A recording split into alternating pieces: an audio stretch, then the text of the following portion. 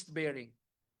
So natapos yung pagdadalang tao o pag-conceive ni Leah. Now, hindi ibig sabihin na siya naging barren, but most probably ay natapos din na si Jacob having sexual relation with Leah pagkatapos na magkaroon ng 4 na anak. Now, this may not be explicitly mentioned in the text, but we can help but think na pagkatapos makuha ni Jacob yung 4 na sons through Leah na hindi niya minamahal. Patuloy din expression ng kanyang hindi pagmamahal. Bakit? Para bang si Leah ay ginamit lamang na tool or instrumento para sa kanyang sariling kagustuhan. Gayunpaman, hindi naman pasusubalian that divine comfort comes from the Lord. Yung pagpapangalan ni Leah sa kanyang mga anak sa ganung kaparaanan ay patotoo that divine comfort comes from the Lord. Kaya nga, kung divine comfort comes from the Lord, maging malinaw. Ito yung malinaw na pinapahayag ni Moses, hindi lang sa mga Israelita, kundi maging sa ating lahat. Na hindi ito dahilan para kay Leah o kaya para sa Israel, lalo sa tribe ni Reuben, ni Simeon, ni Levi, and Judah, to stand with deplorable contempt over others. Wala silang ipagmamalaki. Wala silang ipagmamalaki.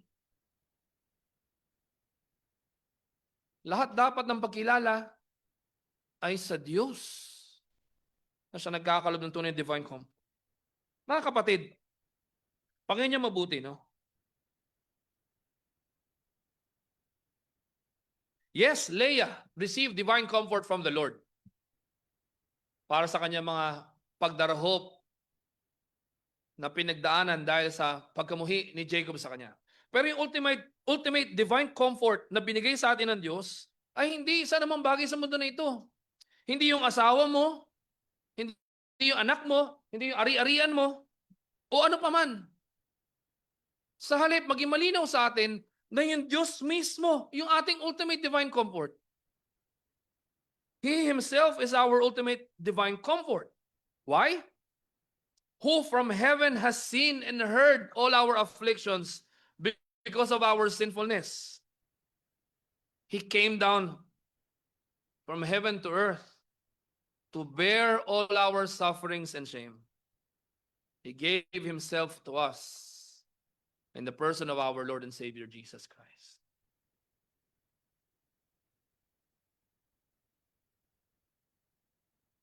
Huwag tayo nawa mamali na yung mga kaloob ng Diyos, yun yung ultimate divine comfort. Sa halip, ang ultimate divine comfort natin ay yung Diyos na nagkakaloob ng siyang ating kailangan ayon sa kanyang biyaya at habag at pag-ibig para sa atin. At wala na tayong ibang dapat uwian, kundi yung grandest expression ng pagkakaloob ng Diyos sa atin. Ipinagkaloob mismo sa atin si Kristo Jesus na sa pamamagitan niya. Pinanganak man tayo sa kasalanan, kahihiyan, sigalot, pighati, tayo ipinanganak sa bagong buhay.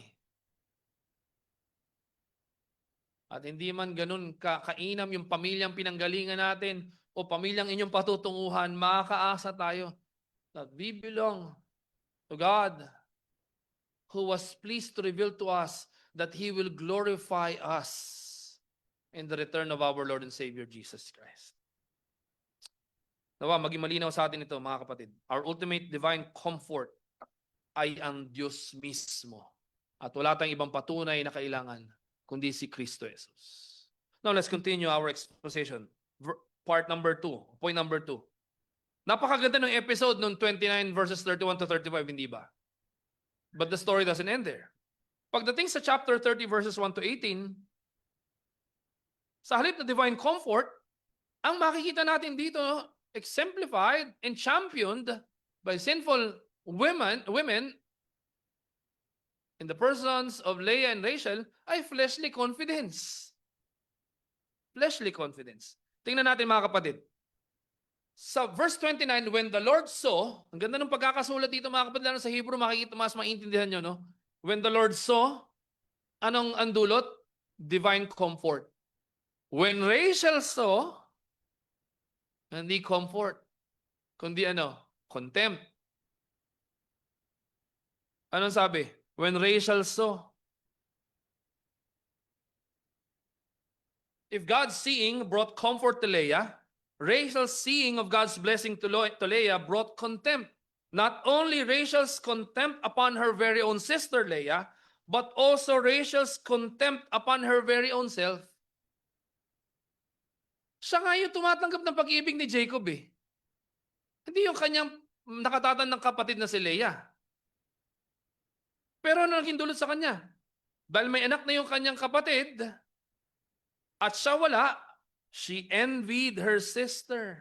Alam niyo yung statement dito na she envied her sister is the same statement kung paano yung mga Philistines. They envied Isaac when Isaac prospered. In Genesis chapter 26 verse 14.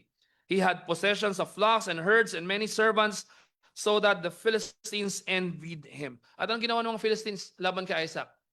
Maganda ba? Of course not.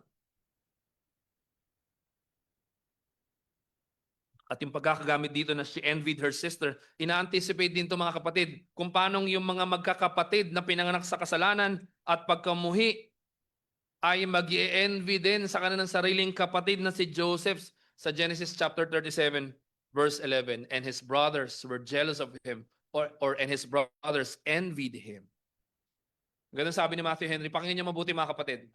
Envy is grieving at the good of another, than which no sin is more offensive to God, nor more injurious to our neighbor and ourselves. Bakit? Kasi when you envy something from someone, hindi lang yun desiring what he or she has to be yours, but wishing that it is only you who will possess that and your neighbor will not. Naunawaan ba natin? Kaya nga di ba sa probinsya alam natin, pag bumili yung kapitbahay ng something, asahan mo bukas meron na yung kabila. Mas mahal, mas matibay, mas maingay, and wala katapusan yun. Kaya hanggang sa magkautang-utang, para saan? Envy. Tingnan yung statement dito ng Rachel. Give me children or I shall die. Alam nyo, sa ancient Near East na context, maliwanag ito na ituro na sa atin in the past, nandun talaga yung great emphasis sa value ng woman at sa worth ng woman through childbearing. And let us also not miss, dahil alam natin, may understanding din na yung promised seed or the promised ultimate solution is the seed of the woman. Kaya maunawaan nyo sa buong scripture, kung paano yung isang babae, isang asawa, desiring to have a child, chances are, yun ay merong pagbabalik tanaw dun sa pangako na yung ultimate solution ay ipagkakalob ng Diyos darating sa pamamagitan ng seed of the woman. Gayon pa man, dahil sa mabigat na statement to ni Rachel, ano sabi ni Jacob? Si Rachel na kanyang minamahal, yung kanyang galit ay naidirect sa kanya. Ano sabi niya? Am I in the place of God? Who has withheld from you the fruit of the womb? Diyos ba ako? Ako ba ang may kontrol ng mga bagay na yan? Bakit ka barren?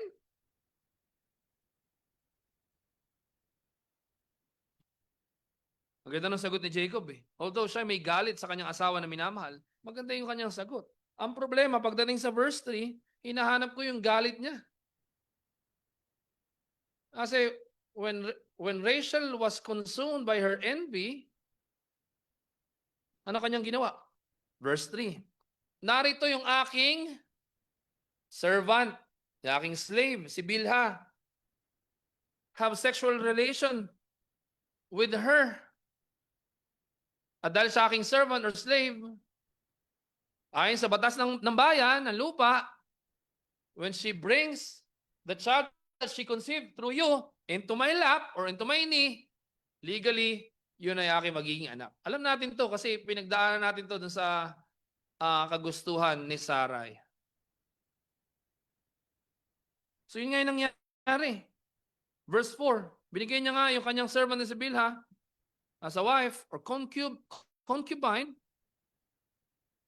Isinakatuparan nga ni Jacob yung gusto ni Rachel. Alam niyo mga kapatid, envy makes you resort to your own ways of getting what you want, of getting what you think you deserve. Kaya naman kasabihan, pag-inggit, repent. Oh, paano ko na yan? Pag-inggit, pikit.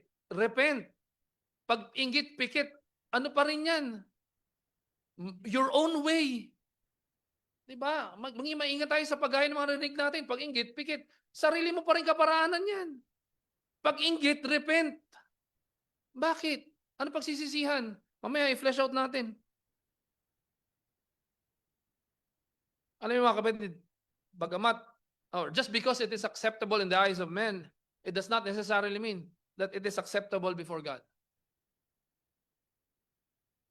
Kaya nga nakakalungkot dito mga kapatid, alam nyo, hinahanap ko yung galit ni Jacob na sanang ma-turn into compassion and zeal as a husband who loves his wife. Pero ano kanyang ginawa? Siya'y sumunod sa kanyang asawang babae. Ang mas nakakalungkot dito, ito yung direct opposite nung ginawa ni Isaac tsaka ni Rebecca. Tingnan nyo sa Genesis 25:21. Di ba? Barren si Rebecca. Anong ginawa ni Isaac? Genesis 25:21, and Isaac prayed to the Lord for his wife because she was barren. And the Lord granted his prayer, and Rebecca, his wife, conceived. Alam niyo mga kapatid, no, by way of extended application, kadalasan sa ating mga lalaki, no, madalas tayong mag-lash out, no, if there are things that are not going well in the family. And ang sisisihin natin, yung una makikita natin, at yun yung ating asawa. Hindi ba? Sa halip na makita natin, tayo dapat manalangin. Kaya nga sa halip na yun ang ginawa ni Jacob, ano kanyang ginawa? Siya ay nagpasakop sa kagustuhan na kanyang asawa. Not once. Diba? But it was repeated sa verse 5. Anong nangyari? And Bilhah conceived and bore Jacob a son. So anong nangyari? Unang anak ay sino? Si Dan. Bakit ba Dan yung bakit ba Dan yung pinangalan ni Rachel sa kanya anak? Anong sabi? God has judged me. Kasi meaning ng Dan is judge. God has judged me and has also heard my voice and given me a son. No, tuloy ko agad sa verse 7. So, hindi na satisfy si Rachel. Binigay niya ulit si Bilhah kay Jacob. Nagkaroon ng pangalawang anak. At ano sabi sa verse 8? Then Rachel said, with mighty wrestlings, I have wrestled with my sister and have prevailed. So she called his name Naphtali. Gusto ko tingnan niyo mga kapatid. Alam ko kumukuha tayo ng mahabang oras dito. Pero tingnan niyo yung bawat detalye dito mga kapatid. Sa verse 6, anong sinabi? Yung ginamit ni Rachel dito ay more generic na name ng Diyos. God. Or in Hebrew, Elohim. Hindi yung personal o covenantal name ng Diyos na Yahweh.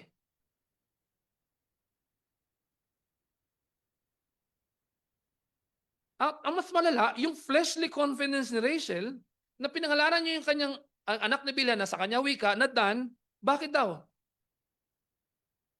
Because the Lord has judged, in other words, has approved yung kanyang ginawa. Kita nyo? God has judged me and has found me what? Upright in what I have done. Dininig ng Diyos yung aking ginawa. In-approve niya yung aking ginawa. Ito pa, yung next na anak, inulit yung ginawang mali.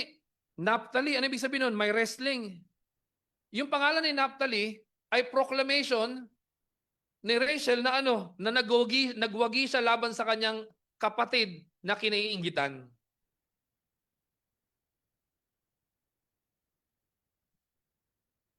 Naphtali's name was Rachel's proclamation that through what she has done, she has won or prevailed over her sister Leah, who was living rent-free inside her head. Kaya ang bigat ng ginawa dito ni Rachel, mga kapatid, no? Perverse yung kanyang boasting. Likong-liko.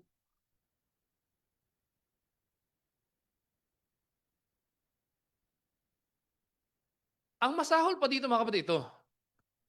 Sabi niya, nagwagi siya laban sa kanyang kapatid si Leia.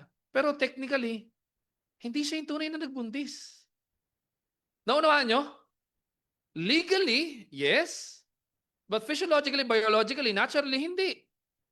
Pero ang claim niya, she's superior over her sister Leia na kiniingitan niya. Ganyan yung ginagawa ng pagkaingit.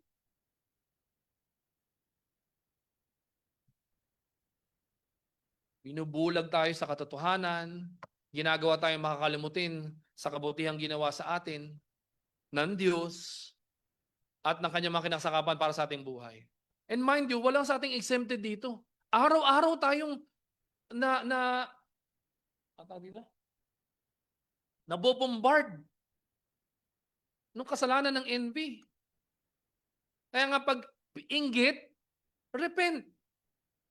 Because in repenting, you will see how you have foolishly closed your eyes to the manifold blessings of the Lord that He has already showered upon you. Pero ito pa mga kapatid, no?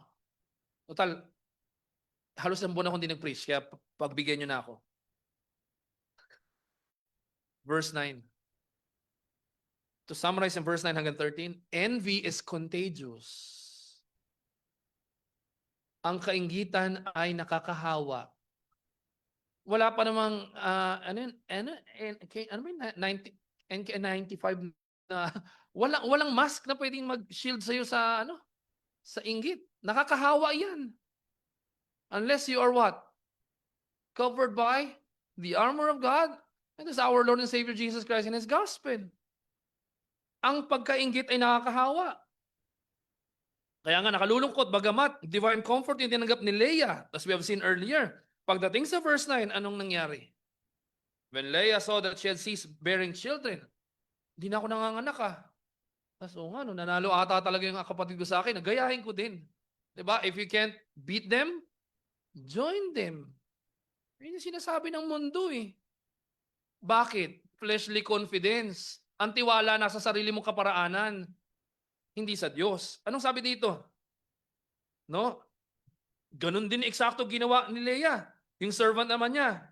Kawawa to si Bilha at si Silpa. Alam mo yung hindi naintindihan? Si Bilha at si Silpa were oppressed by those who claim that they were really oppressed. Kaya nga, pag envy yung nasa isip natin, no? Mayopik tayo Alam mo yung kabayo nakatapa, oo. Di ba sa basketball, ginagawa namin yun. Talagang, pag play number 1, wala kang ibang tuon kundi ikaw lang. Kaya ikaw, tingin mo ako oppress, hindi makita nang oppress ka din ng iba. Kaya ginaya ni Leah yung pang-oppress na ito. Para saan? Hindi ako pwede maungusan ng kapatid ko So kinuha niya ng kanyang servant na si Silpa. Binigay din kay Jacob. Hinahanap ko naman yung galit ni Jacob dito. So nanganak, anong pinangalanan? God. Good fortune has come. Aba, preposterous talaga. Tsaka perverse. Bakit? Ang lumalabas dito, because of fleshly confidence, tiningnan nila yung kanilang ginawa ay may approval ng Diyos. Hindi lang yun. Verse 12. Inulit pa, no? Sige, isa pa. Nagkaroon pa ng pangalawang anak si Jacob kay Zilpa na technically kinuha ni Leah para sa kanya legally, no? Ano sabi? Verse 13, ang bigat ng statement dito ni Leah. Happy am I. Hindi pa nangyayari, pero sabi niya, for women have called me happy. It's a way, sa language may ganito yung stating something na that has already taken place kahit hindi pa, kasi talagang siguradong-sigurado ka. Tingnan nyo. Kaya pinangalanan niyang Asher, yung pangalawang anak, happy am I. Bakit? Tinawag ako ng mga babae na masaya. Hindi pa nga siya nakakausap ng mga ibang babae, yun na yung claim niya. Ganon ka perverse. Ganon ka misplaced. Bakit? Fleshly confidence. Fleshly confidence. Sabi ko kanina, envy is contagious.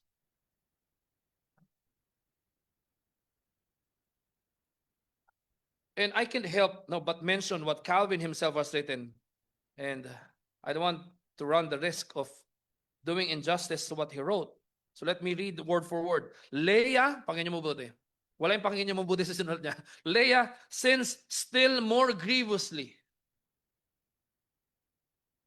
Sa halip na nag-enjoy siya doon sa divine comfort, deplorable contempt. Yung inilaga niya sa kanyang sarili. Bakit? By using wicked and unjust arts in the contest.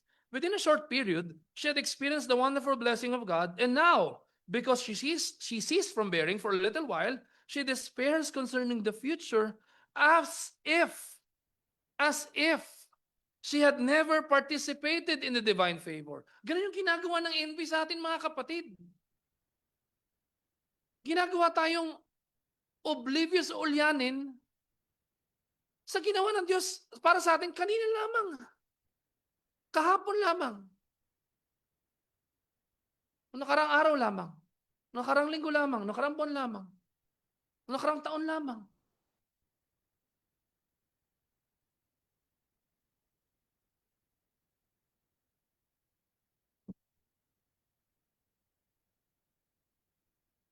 Masalimuot yung dulot ng envy. Forcing us to put our trust in the flesh instead of crying out to God for His divine comfort. Tuloy pa natin. Kailangan yung divine comfort dahil mahaba ito. Verse 14, in the days of wheat harvest, si Reuben bilang bata, naglalaro-laro in the field.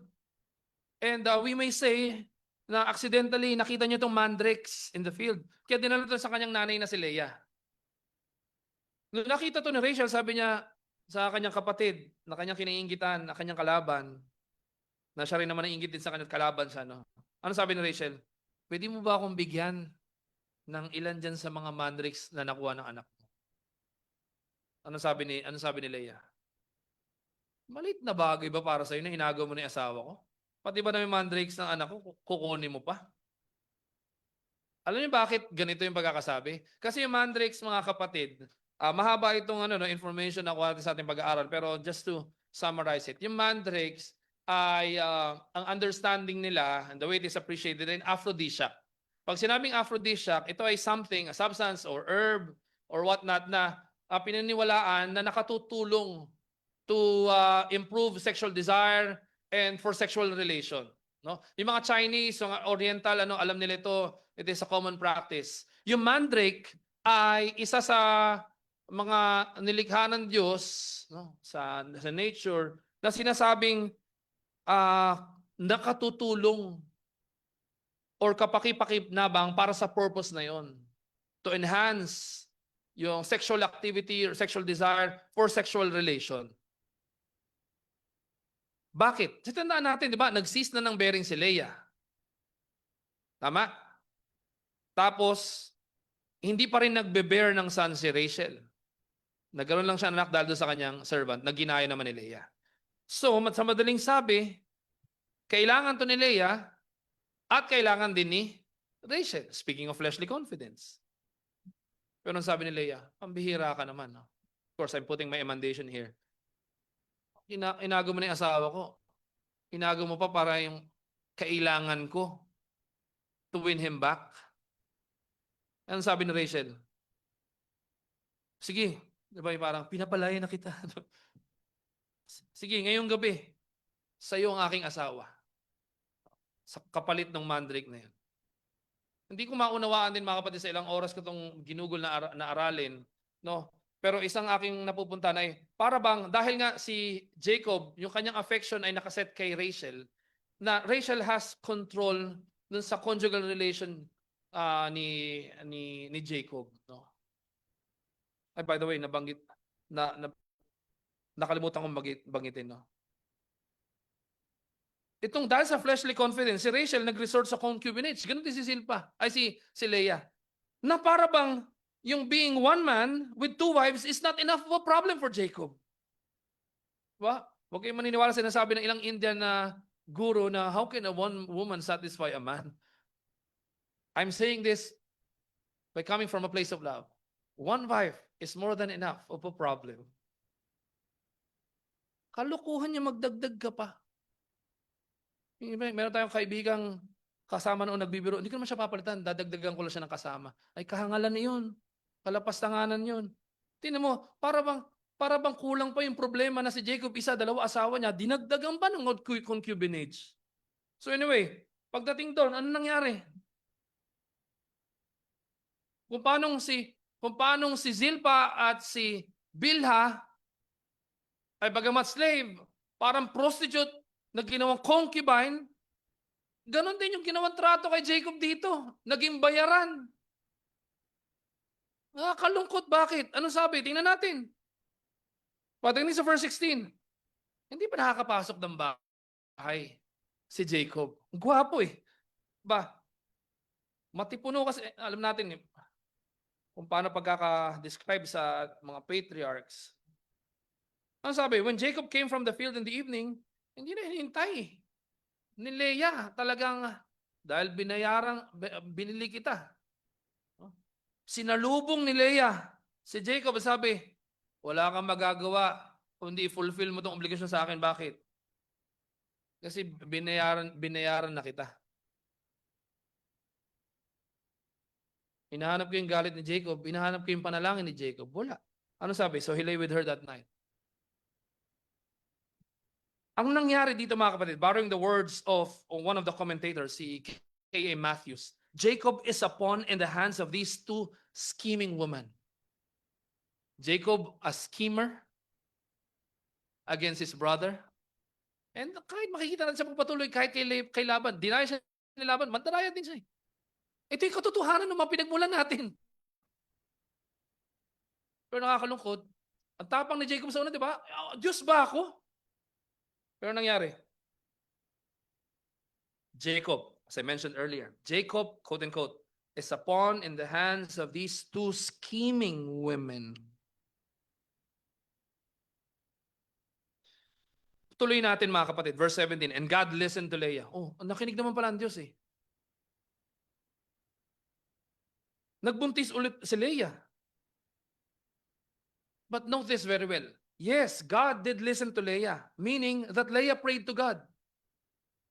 Akalain mong nagkaroon ng lugar para kahit ganun kasalimot nangyari, si Leah nanalangin pa rin. And she acknowledged na hindi yung mandrakes yung dahilan.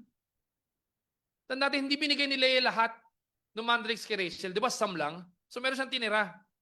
Ganun pa man, kahit kinain niya yun, in-acknowledge na hindi mandrakes, kundi yung Diyos mismo ang nag-cause sa kanya to conceive. Kaso, tingnan nyo kung ano, yung dahilan kung bakit pinangalanan niya yung kanyang ikalimang anak na Isakar. Anong sabi? Tingnan sa verse 18. God has given me my wages because I gave my servant to my husband. May obligasyon yun Diyos sa kanya na bayaran siya. Tinanggap niya na yung sweldo nung saan? No kanyang trabaho na pagpapakasakit. No, na I let go of myself and gave my servant to Jacob, my beloved wife, so that the divine will be fulfilled. Abay, talagang preposterous. Talagang perverse. Bakit? Ignorantly, si Leah nagyabang na yung kanyang anak ay reward ng Diyos dahil sa kanyang ginawa. Kasalanan yung kanyang ginawa.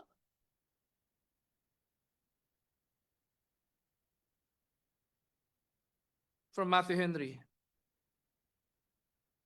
we abuse God's mercy when we reckon that His favors countenance and patronize our follies.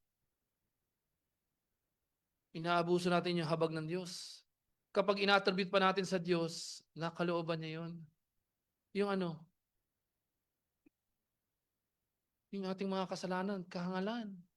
May isang bold actress, no? Sabi hindi natuloy yung kanyang pag-showing ng kanyang hindi kaaya yung palabas. Sabi niya, siguro hindi pa kasi will ni Lord. May kulang na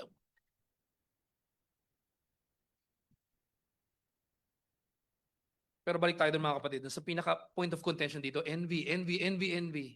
Si Ate Envy. James 4 verses 1 to 3. Ano sabi? What causes quarrels and what causes fights among you? Is not this that your passions are at war within you? You desire and do not have, so you murder. You covet and cannot obtain, so you fight and quarrel. You do not have because you do not ask. You ask and you do not receive because you ask wrongly to spend it on your passions. And how is it manifested in our lives? Fleshly confidence. Instead of crying out to God for His ultimate divine comfort, expressed fully in us through our Lord and Savior Jesus Christ. Envy, mga kapatid, envy makes you oblivious and blind to the blessings God has already showered upon you. Envy makes you resort to your own ways. And resorting to your own ways, that is fleshly confidence, is nothing but accusing God that He is not almighty, He is not wise enough, He is not faithful, He is not trustworthy, and He is not loving. And sabi ni John Calvin, that we may be cured of envy, it behooves us to put away pride and self-love. Tanggapin natin yung paalalang ito, mga kapatid. Envy robs, envy defames, and envy kills.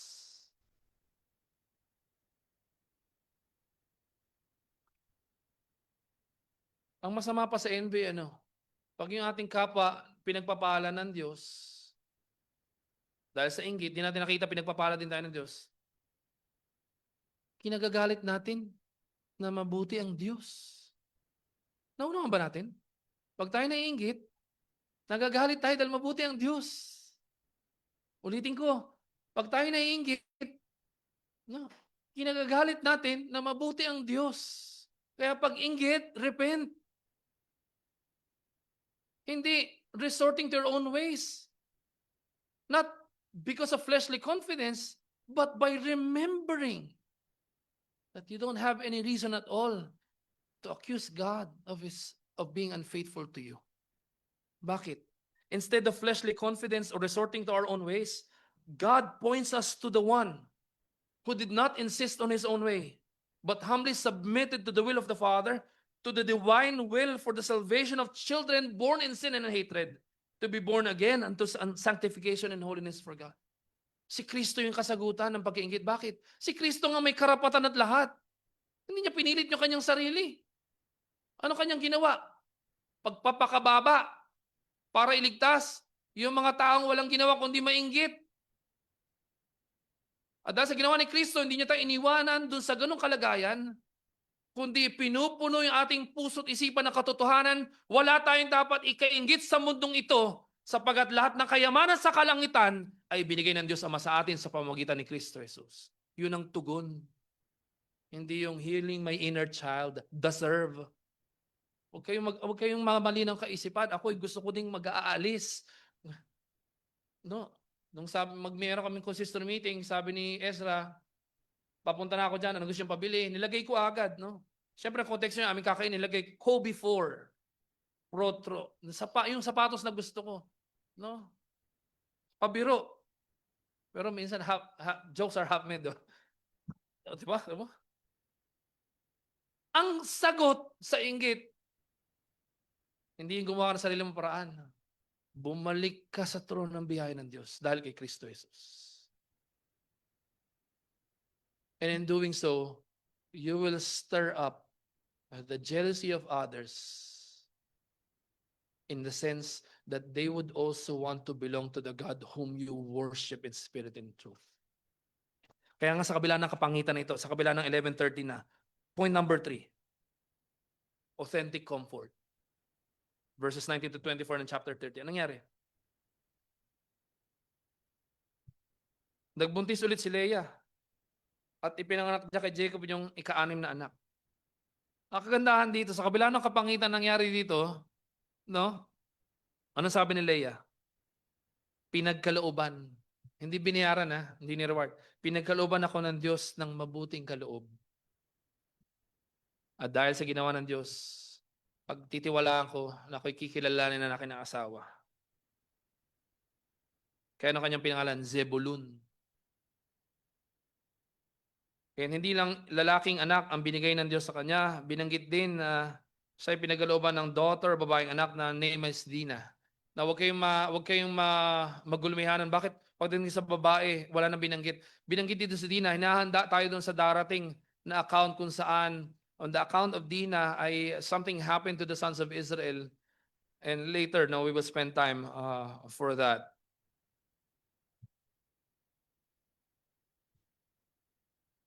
Ito kagandahan mga kapatid. Sa kabila ng fleshly confidence ng makasalanang puso ni Leah, gaya ng kanyang kapatid na si Rachel, na in-employ nila ang kanilang sariling kaparaanan to accomplish what they wanted. Ang kagandahan dito, the Lord graciously brought authentic comfort to her heart by blessing her womb with a child, not through concubinage, but through her and Jacob.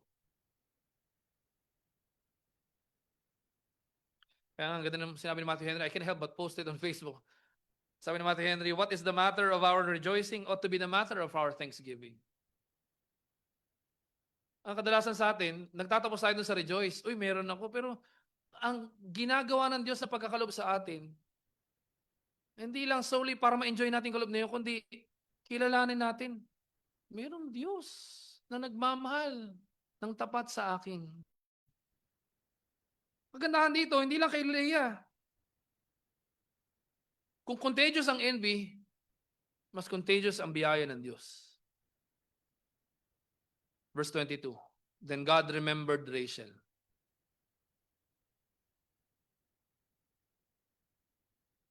At yung statement dito, and God listened to her. Meaning, Rachel cried out to God in humility. And He answered her prayers by opening her womb. Nang siya'y nanganak, alam niyo yung name na Joseph, dalawa yung pwede mo puntahan na meaning eh. Yung sa Hebrew, no, yung removing and adding. Yung Yasaf tsaka Asap. Yung removing, tinanggal ng Diyos yung aking kahihiyan. In-acknowledge ni Rachel na kahihiya yung kanyang ginawa.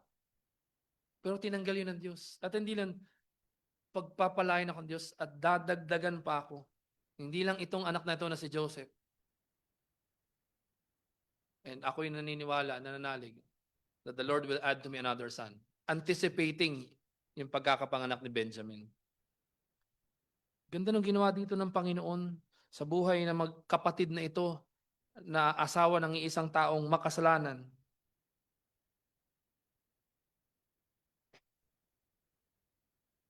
Pero isang bagay na mas gusto kong makita natin, which anticipating yung next Sunday, no? Sa kabila ng sigulot na magkapatid na ito, tingnan niyo Genesis 31 verses 14 to 16. Magkaaway, magkakumpetensya, magkapatid. Pero sa Genesis 31 verses 14 to 16, nung sukdulan na yung oppression ni Laban kay Jacob, and of course, what's against Jacob is against also his wives and his children. Ganda ng sinabi dito ng magkapatid na asawa ni Jacob. Then Rachel and Leah answered and said to him, paano kayo ito sabay? Hindi nagpaunahan. Hindi, gawa ko na sariling paraan. Ano sabi? Pareha sila. Kinuusap yung kanilang asawa, is there any portion or inheritance left to us in our father's house? Are we not regarded by him as foreigners? Sa kabila ng sigulot na kanilang pinagdaanan dito, magkaisa na sila rito. Sa pagkaunawa na hindi na pwedeng payagan yung oppression na ginagawa ng kanilang ama sa kanilang asawa at sa kanila.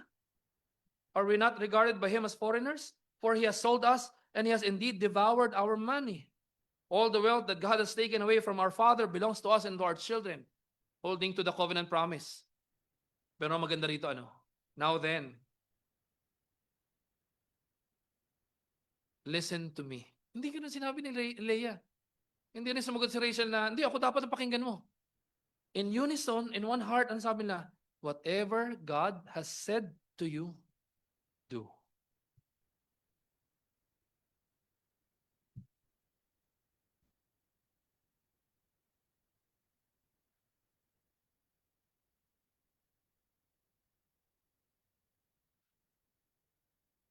Sa kabila ng masalimuot na nangyari, ito yung nakita nating pagkilos ng Diyos sa buhay ni Rachel and Leah at nai-anchor muli yung kanilang isipan dun sa yaman ng pangako kay Abraham, Isaac, and Jacob. Recognizing na whatever we have done, it will always the will of God that shall prevail. And instead of haughtiness and pride that cultivates envy in our hearts, we all ought to humbly prostrate before God and exalt Him for His glorious grace, manifold mercies, paternal providence, and lavish love.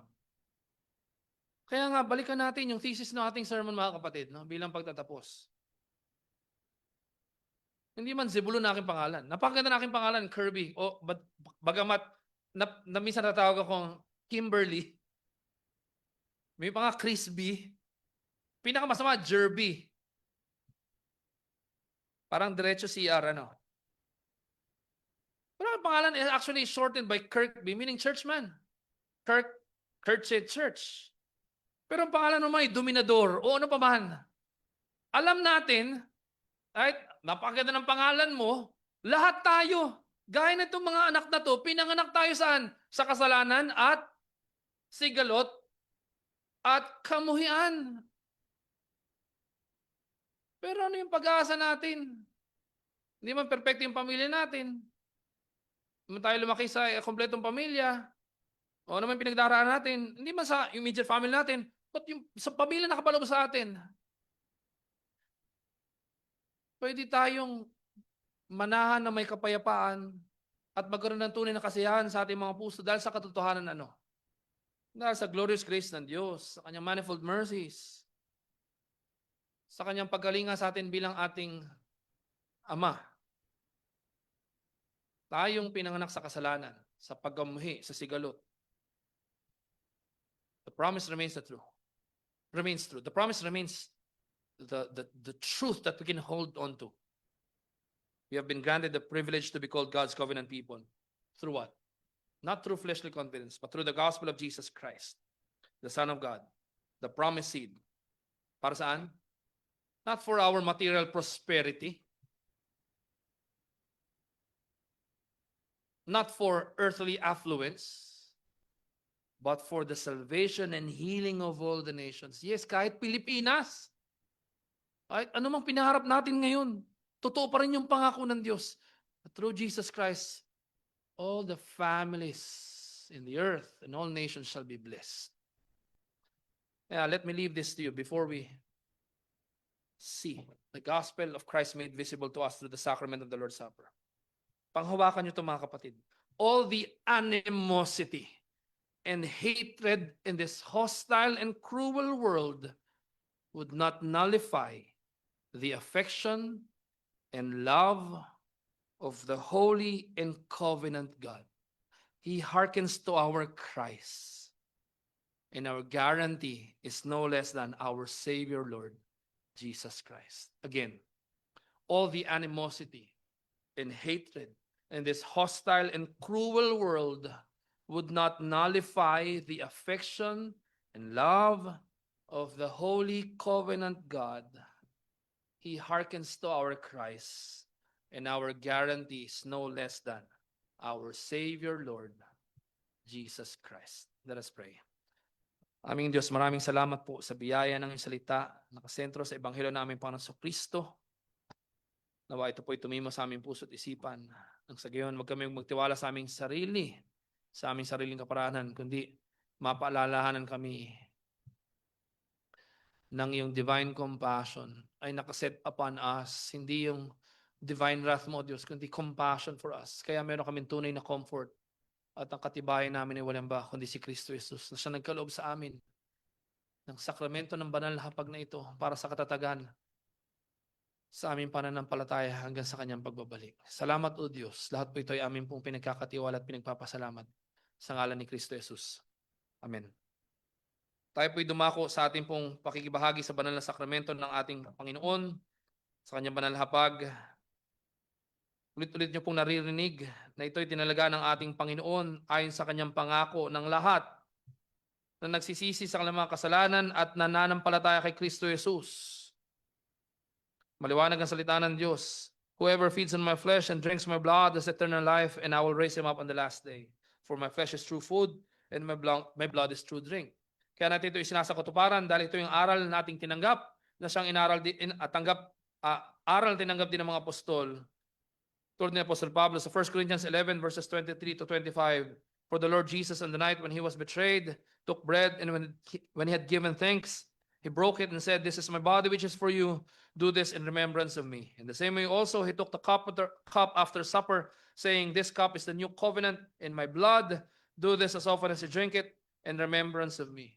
While remaining bread and wine, these sacred elements nevertheless become so united to the reality they signify that we do not doubt but joyfully believe that we receive in this sacrament by the Spirit through faith nothing less than the crucified body and shed blood of our Lord and Savior Jesus Christ. Narinig niyo po yung warning kanina ang lahat ng di pa nagpapahayag ng pananampalataya kay Kristo Jesus at hindi namumuhay ayon sa kanyang kalooban, mainam na ito po ay lumampas sa inyo. At dalangin namin kayo po sa lalong madaling panahon sa biyaya ng Diyos ay magpahayag ng pananampalataya kay Kristo Jesus. Ngunit wag tayong mapadaya sa kasinungalingan na dahil tayo mahina ay hindi tayo nararapat para sa hapag na ito, sapagkat ito nga binigay ng Diyos upang tugunan ang ating kahinaan at ating mga pagkadarapa. Manalig tayo na ito'y kaloob ng Diyos ayon sa pangako na pinagkaloob sa atin para sa ating katatagan sa pananampalataya at paghanda sa atin sa kanyang pagbabalik. Kaya naman dingin natin na maliwanag na panyaya ng Diyos tayo dumako sa banal na hapag na ating Panginoon. Ihanda ng Diyos ang banal na hapag na ating Panginoon Kristo. Psalm 34 verse 8, taste and see that the Lord is good. Tayo po'y manalangin. Aming Diyos, maraming salamat po sa katotohanan